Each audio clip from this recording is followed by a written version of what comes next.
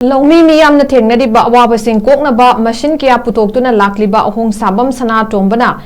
NGASISU FOUBA PAMEL HUNNABA THANBA machine MAKHAL ani Puthoktuna Loumi SINGNA PAMEL HULLABA TUNGDA KUNGBAGI SEL TINGNA FOIDOKNABA adu KOK-HANBA NGAMLAGANI HAIRI Ahongshangbam SANATOMBA KHUMAN Thoubal district Thoubal Ningombam Utha Leiraktagi Laikijaba Ahongshangbam Ibungo amadi anandigi machanupani mahakna handak puthokliba PAMEL lingnaba machine asi Loumi singda yamna hongna lupa lising 15 dagi lising kun FOUBA fangangani hairi mahakna Loumi singi damakta FOUBA machine nganu yen sasan gi machinjang kaknaba machine waidagi waikuptaknaba machine na chingba kaya su Puthoktuna Miyamda kanaba piba ngamkhraba mioi amani Thoubal Ningomba ministry mamangda SANATOMBA KHUMAN factory haina mingthonba factory ema hangdoktuna makhal makha kya gi machine puthokpa khaktana tana fencing tawnaba jali su puthokli loinana lakadariba tha ama ani asidasu machine makhal ani puthokpa ngamlagani hairi mahakna puthokliba machine sing asi market ta fangliba machine sing dagi yamna hena lasting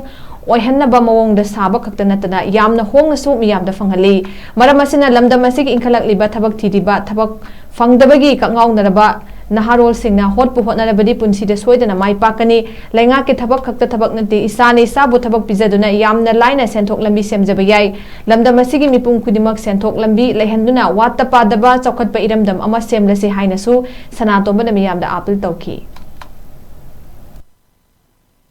lamdagi yamna wana buji uruwa khalu uraga PAMEL HUNNABA haga koi FOUBA pala khunni logi thunaba mana khura pukanda koi FOUBA kunjen binina lannaba ama photo pamchangri changba matamjida adu problem laibu mayamje khara dawaju phanaba gi tama aina ngasigi mesela se puthokcha bani ado sigi mesela sina kanabje kyam kana ge da ngasagi mana thawraga sakhani leng ni pani man thawduje insi taru gap laigani adi kangunda pothabgi damai hauda kandang saigi phou PAMEL da phunga bi mawon phunga ra phou limbo gi damaina insi taru se gap lainaraga sakhanya ba adi paring jana se lawani phou amma hanna sintung bai su taka laitre sigun basi adi thuju yamna thuba ja chala chamana ki ba adugi mabada puthokchabani ngasi insilase akogi awi isima singi de yamna kana ro misin yamna faraba misin oigani kanjai aina sinsi puthokti kanda misin kaya ma su puthokcha gare lawi ni gon misin asu yen ngam misin sakam ni misin sing waidegi waiku puthoknaba misin ateki yama atugi mati puthokchare adu ai asi factory 2018-19 sidagi tawjabani HANBA karigumba thabonda tawdana kamawa sanhara hajar thabuk khangdana sarkari thabuk tayabu taido laiba misamani adu sarkari thabuk mati khanjaduna aina akogi chalilo nabu misilasi punjab tasatuna lairoga pensing jali bana saba hoye hura matunda sikukta yaroi khanbadagi aina matang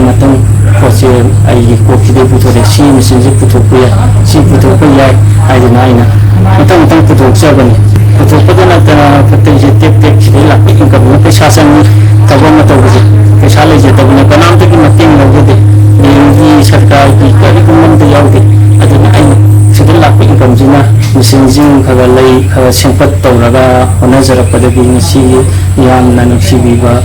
sakhangbiba haibudu si film se ujarapani misin ala buju matam gi buju kaya ma su puthokada bale puthokani koi tha ama ni sigi minunga matam gi ba ado aina